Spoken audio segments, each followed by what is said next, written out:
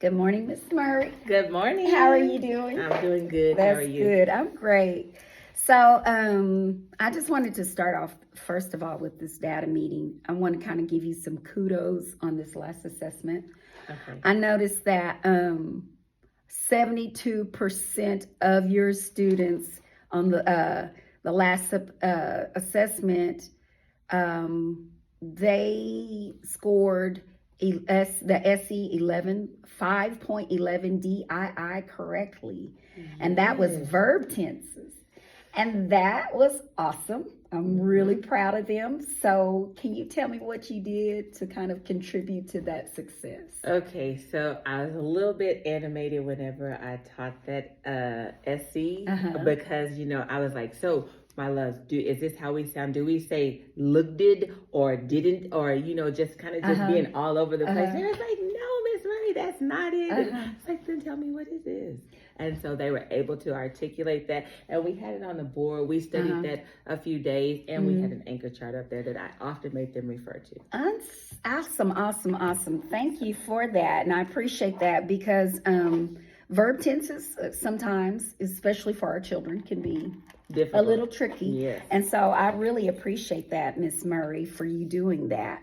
So what I want to do today is I want to look at our assessment that we've taken, and I want to look at one particular SE, and that particular SE is 5.11D.IX, which is the edit drafts, which using standard English conventions. And so the students are expected to edit a draft using standard English, like capitalization, abbreviation, acronyms and organization and all of that kind of stuff like that. So when I was looking at that particular question, let's see, do you have your exemplar? I know you had your, okay, you have your no-show. Yes. Can I see your exemplar as well, your My test? exemplar? Yes, okay.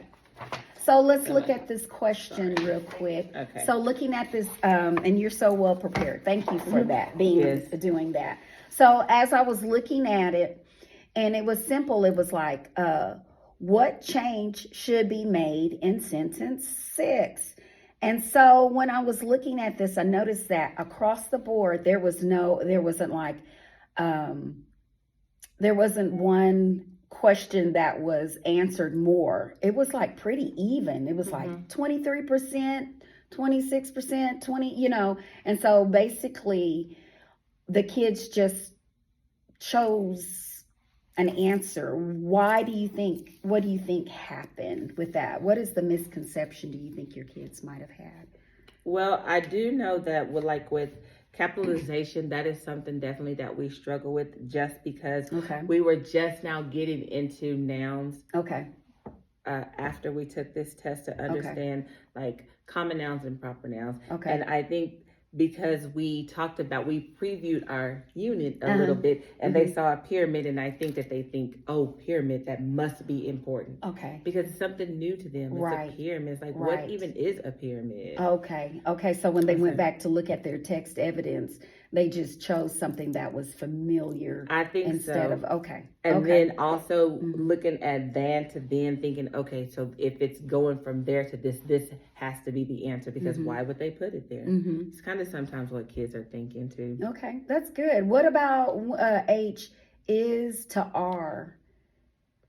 Is there any reason why you think they might have done that, just looking at it? I think that was a matter of them not just reading. Guessing. Just okay. guessing. And then one is like deleting the comma after me. And so just probably some more guessing. Thinking like, why is a comma there? Okay. And so, that makes sense. I kind of want to punch that up a little bit more too. I think as well, just kind of looking at the data and looking at what the kids were doing, I know that you haven't covered this as well, but also I think the kids are having a hard time making that transfer from, like, they might do an assignment, an isolated skill, they can do that like that. But when they see it in the STAR format, I believe your kids are having a hard time making that transfer. So what we want to do is we want to maybe make an action step. We're going to take some action in how are we going to reteach this. So in your, how do you plan to reteach this? Because it was under 50%, we're going to have to do what? A whole group. Whole group. So, right. And I think that's going to be great. Yeah. Because then that'll teach me again to teach them in the future again when it comes up. So I think definitely we should do whole group, attacking it during RTI. Very good. And doing some after school tutorials with it as well. So I think that if we attack it like that, I think that we can start showing some mastery. Okay, that sounds good. I know, I agree with that. And I know it's kind of tricky for us to do whole group because of Amplify. And so, what about pausing points? Pausing points would be great. Okay. Thank you for that. Yes. Right, I love pausing points would be great where we can really hit that skill and kind of isolate it. And so one of the things I want you to do now, so now we know, what part of the time that we're going to teach this, how we're going to teach this whole group. I want you to kind of like take a little bit of time now. And I want you to script out how you're going to teach this. Okay. I'm going to give you a few minutes, maybe about 3 to 4 minutes, and just kind of briefly script out how you want to. What are you going to do? Okay. So I'm definitely going to do whole group.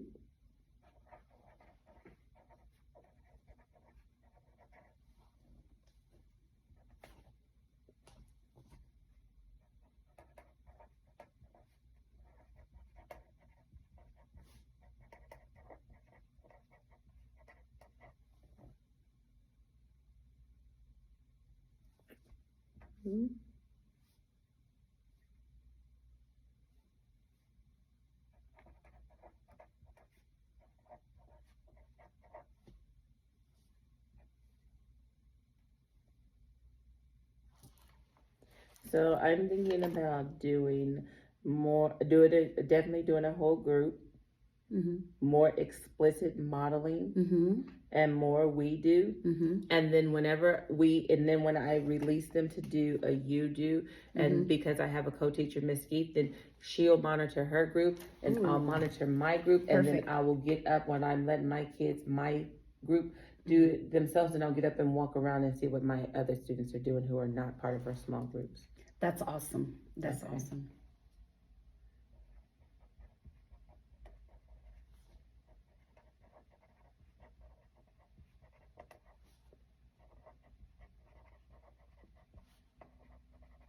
Sorry about this pen. No, you're fine. It sounds so you're funny. Fine. No, you're good. Okay. Alrighty. Okay. Can I read everything? Yes. Okay. So you're saying you're going to do it whole group. You're going to explicitly model. So it's going to be like a think aloud. Okay. And so can I write that there? Absolutely. So make sure that we have a think aloud. And so when I'm thinking about that and what that looks like, is that me at my DocuCam with it on the board, and I'm actively writing, and they're hearing me think, and sometimes they have suggestions because they're so brilliant, and so we'll go with that. Excellent. Just kind of how teaching goes. Yes. And so that's what I'm seeing in my mind. Okay, so you're doing a think aloud, and so you're going to do the I do, the we do, and the you do. Yes. And so actively monitoring, even so you're going to do, you said you're going to divide your kids up with Miss Keith, and you're going to do those. Can I punch that up just a little bit? Absolutely. Okay, so after you've done all of this, so you're teaching that skill. One of the things that we want to make sure is that the kids make the transfer. So after you have isolated that skill and you've taught it, so let's make sure that the kids will see those STAR questions. Okay. So you can use task cards. You can use like an old STAR test, or, like some old passages. I don't want to passage them to death. Thank you for writing that down. Yes. And so just to punch that up a little bit, so making sure that the kids get that transfer. And so you can even use like exit tickets. Okay, I like that. And with those exit tickets, they could be the little task cards, but they look like STAR stems, so that they are able to make that transfer. Perfect. And I think that's one of the biggest things that we really have to hone in with our kids okay, I understand that isolated skill.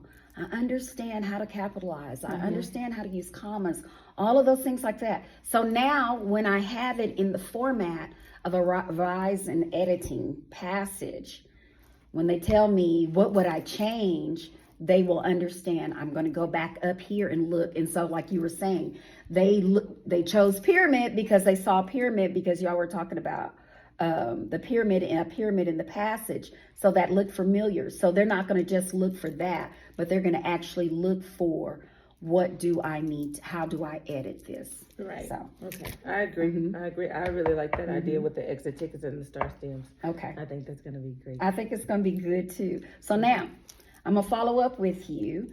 So let's look at your next pausing point. So could you pull up on your calendar when your next pausing point is? Because what I want to do is I want to come back and I'm just going to watch you reteach that.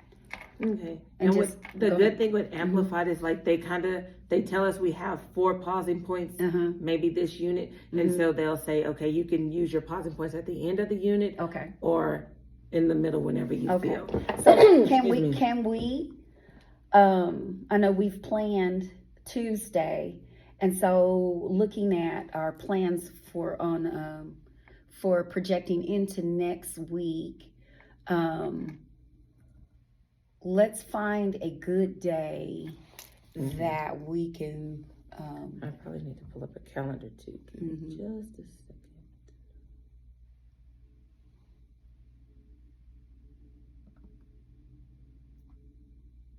okay, so it looks like Wednesday would probably be a great time to do The that. morning time? Yes. The morning conference? Okay. Well, the morning, when your kids come back from this conference, what time is that? 9:30. 9:30. So I will come in 9:30 on Wednesday. 9:30? Okay. And I'll send you an invite that and just let you know that I'm coming. So 9:30 on Wednesday. And so what I'm going to come to just watch is just your reteach for this particular SC. Okay. Okay. Perfect. That works. I got it. Ms. Murray, you are absolutely phenomenal. Thank you. But for real, I appreciate it. And I appreciate you just putting in the work and the time. Okay. Thank My you. absolute pleasure. Okay. All right. All right. Thank Bye-bye. you.